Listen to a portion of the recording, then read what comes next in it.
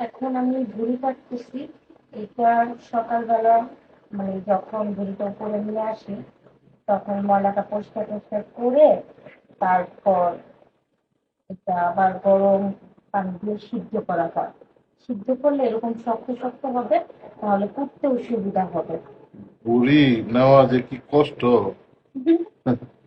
এই ভুড়ি যদি নেওয়া এত সহজ হতো না, তাহলে আমার মনে হয় প্রত্যেকের ঘরে ঘরে ভুড়ি প্রতি সপ্তাহে সপ্তাহে থাকতো। যারা ম্যাক্সিমাম। পছন্দ করে তারা খুবই পছন্দ করে।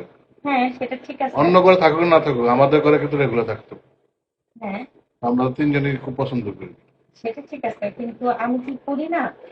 তো এই যে এখন এই যে সারাদিন এই গরু নিয়ে এই বুড়ি পরিষ্কার করে এই এখন শুয়ে থেকে উইটা আইসা এই বুড়ি নেওয়া এখন তোমার পক্ষে সম্ভব?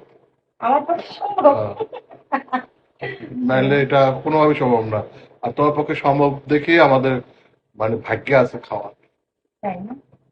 Thank you so much. সত্যি। আসলে এই জিনিসটা মানে ভেরি নাইস, ওয়ান্ডারফুল। যারা পছন্দ করে তারা এত পছন্দ করে যে এই খাবারের উপর কোনো খাবার হতে পারে না। ওকে যারা পছন্দ করে না তাদের কথা ভিন্ন।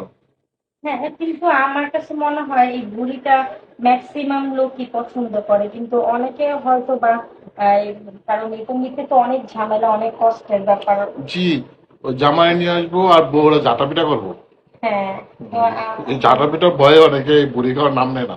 কিন্তু আমি আবার এই কষ্টটা করতে পারি, কারণ আমার রান্নার ব্যাপারে কোনো রকমের কোনো অলসতা নাই। আমি, আমাকে যদি রাত 2টার দিকেও বলা হয় যে আমার এটা খেতে ইচ্ছা করতেছে, এটা করে খাও, আমি কিন্তু রাতে উঠে সেটা করি বা করে তুমি খাওয়াই। তো আবার একটু এক্সেল, তুমি তো আবার একটা করো না, একসাথে আবার দুই তিনটা না করলে তোমার ভালো লাগে না। হ্যাঁ, আমার রান্নার প্রতি অনেক বেশি আর আমি রান্নাটা অনেক সময় নিয়ে করতে পারি, এবং কি আমার রান্নার প্রতি অনেক বেশি ধৈর্য, অনেক বেশি ধৈর্য। যেন সারাদিন আমি এই বুড়ি একাই নিজের হাতে সবকিছু করছি, করে করে এখন আবার কিন্তু সেটা নিয়ে বসছি যে বুড়িটা।